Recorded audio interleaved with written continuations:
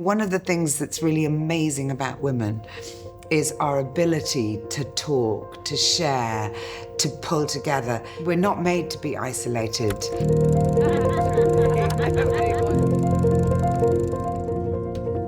We're going to be talking about community today. I think community is quite interesting because to be part of a good, healthy community is amazing, but to be part of a not good for us community can be very disruptive and unhealthy. To not be part of a community at all can be very difficult. It's like, what does it mean to us?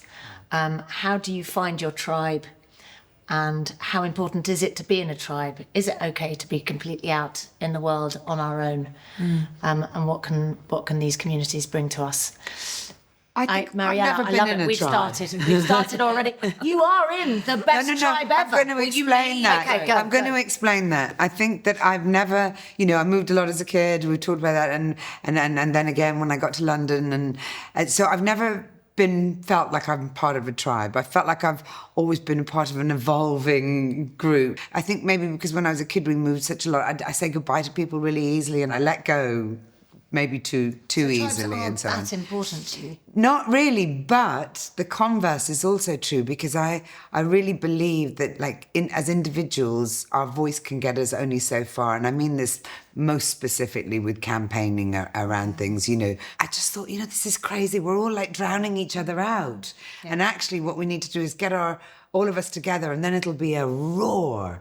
And I think that one of the things that's really amazing about women is our ability to talk, to share, to pull together. And I think what's so brilliant today about the way women interact is, I think, because of the fact that we've sort of been liberated to have an equal place in society, and we have the courage of our convictions, and we're all doing things, we also now don't feel threatened by other women in the way that my mother's generation did. We love other women. Suggest something right now. Our first community that we are all part of is womanhood. Yeah. Because honestly, I sometimes feel this is such a privilege, all the time, to be a woman. We will think, hang on a minute, we're stronger together, let's go do something. Or I've always said, if I go to the loo in a nightclub, and this was before I was famous, and I'm not out in half an hour, come find me, because I'm never coming out. I've found my sisters or something. I've just made my new best friends in the loo. It's like, one other thing I wanted to say about you and a community is obviously the midlife woman community for you. It's not just womanhood, it's like midlife women. You must get that thing where you walk down the street and other women our age go, thank you. thank you, but without having to do the handshake or the hug, but just like. It's interesting to me that you say that you didn't come from much of a community, or that wasn't something, that tribal nature wasn't part of you, and then you ended up making that with so many other people. Because I think ultimately, as human beings, we flourish in a community. We're not made to be isolated, and the sense these days of so many lonely people out there who do feel that isolation. I mean, the word community, it sounds very positive, but it can also be a really negative thing. You can not be part of the Instagram community, for example, and you can sit alone at home looking at all these people leading fabulous lives and feel very excluded, So I would say that's not a community in my definition of it. And that ultimately, community is even, it could be the tiniest support group that you have around you, or it could be bigger than that, or it could be people all invested in one particular idea.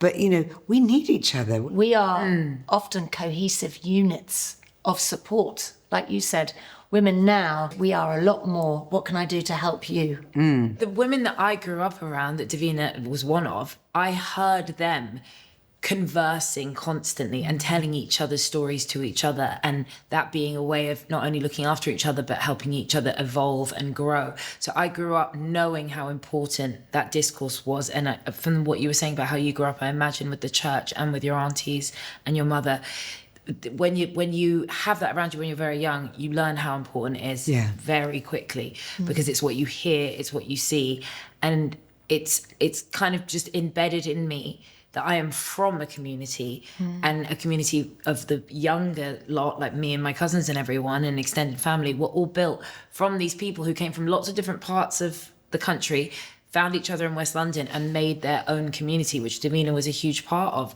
And I love that we're all such a family because they all made themselves their own family, just because they loved each other. It wasn't because of blood, it was because of love. So I've always known the importance of it, and it's something that is very important to me in the work I do now, especially with the business that I'm building. Yes, it's about sports, but it's not. It's about the empowerment of the community and how sports bring people together through that. But really, it's nothing without thinking about the connection between people and how important that is. And it's like the why of why I'm doing things is usually, it comes back to community. Even with the podcast with Lily, even with Miss Me, that is community, having those themes and having people call in and talk about one thing at a time every week. We have built this community that I didn't know we would build, and that's felt really powerful and exciting. Yeah. I feel like that when a massive community that has been so important, as you all probably know, in my life was Narcotics Anonymous, and how it basically taught me how to build a bridge to normal living. But somebody said something brilliant in a meeting, and that was, an addict alone is in bad company. And how funny it is, because it doesn't matter how sort of unhealthy your community are. I walked into my first ever meeting completely alone. Everybody'd left me. No one was talking to me anymore. I'd messed up everything. I'd lost all my friends. And I walked into this meeting, and all I had to say at the end is, "Hi, my name's Davina." And then the next words were like stuck in my throat. I thought, if I say these words out loud, I can never take them back. What happens if I want to use again? What happens if I... Right. And I went, "And I'm an addict." But the relief, no one got up and left. No one, and in fact, I wasn't famous. I had nothing to offer, no money, nothing. I was broken. Nobody hated me more than me. Which is the worst thing. Somebody said, "Do you want a cup of tea?" And I was like, "I haven't got any money." And they went, "We'll buy you one." I was like, "Why? Why?" They're like, "We get you." And there was my community, a room full of people who never met me before. Yeah. They all knew exactly who I was. But you know what I think is really important about all of this as well, is that I think in the news these days and in the impression that we're all given of what the world is like, we just see the bad. We just see endless, horrible mistakes, terrible things happening to people. And yet in our day-to-day lives, I don't know about you guys, but every single day I'm uplifted by some random act of kindness or a gesture or somebody speaking up, or, you know, and we don't get that reflected back from the outside world. And so I worry about like kids growing up now and only seeing the sort of negativity and not the balance of what the world is really like, because I'd say the world is 75% great people and 25% lunatics. You know, but that's okay. 75% of us can you know, make things okay and hang out. It's always been like that. It's just now we know that. But I think there used to be more balance, and we used to not be so overexposed That's to what I mean. everything. We're And just exposed to it too much. What do you think about how social media and the internet has affected community, Shah? My grandma had a telephone chair. Do you remember, like, outside in the hall? yeah, of course. And she would come back after being with her friends at church all day to sit on that telephone chair and talk to them all night. But the thing about my grandmother in this pre-social media era is being in person or talking on the phone was the only way they could experience community. There was no digital way of building those connections for them then. So, you know, my grandmother, she actually founded the day centre at the church that we were at. Community is something that I was basically born into understanding that this was just something you did. It never occurred to me that some people didn't have it, because I always had it. And you know, that legacy piece we were talking about in the previous episode of like deciding how you want to live your life. For me, community has always been about collective experience and shared dialogue. I think even though internet communities are a fantastic way to feel less alone, you know, especially if you're, for example, a new mum, or you live like where I grew up in Wolverhampton and you can't go to London or can't go to these things. The internet is a really good first step. But I believe for true community to exist, 2 things need to happen, 3 rather. Collective experience in person, shared dialogue, verb, not texting, you know. And then the third thing is, when you create a playground or a community, can those 2 community members communicate without you or not? Because otherwise you've got an audience. It's not a community. Okay. An audience is, you've got your megaphone and you've got this brilliant audience of people who feel a shared connection. But unless those 2 people can make that connection without you, it's not necessarily a community by my definition. And when I was building our app, our Statworld community app, it was very important for me that my job is to create the playground. My job is to build the sandbox that everyone can come and play in. But you give them the playground and the starting point, and then you let them flourish and grow, and it grows and evolve without you. Just quickly, to sort of end on a really depressing note, have any of you felt either expelled or exorcised from a community, or just looking for a community but a bit lost? I'm going to just tell you one. An example of me. I lived in the country, and I lived with my grandparents, which set me aside. Like, I was a little bit different. I remember sitting on a gate at my house, waiting for the famous 5 to go past and ask me on an adventure for all day. I'd go inside, I'd eat some lunch, I'd go back to the gate, and I'd wait for anyone to come and ask me on an adventure. So this is what my life is now. I'm on the adventure. Right, you gave it to yourself. I gave it to myself.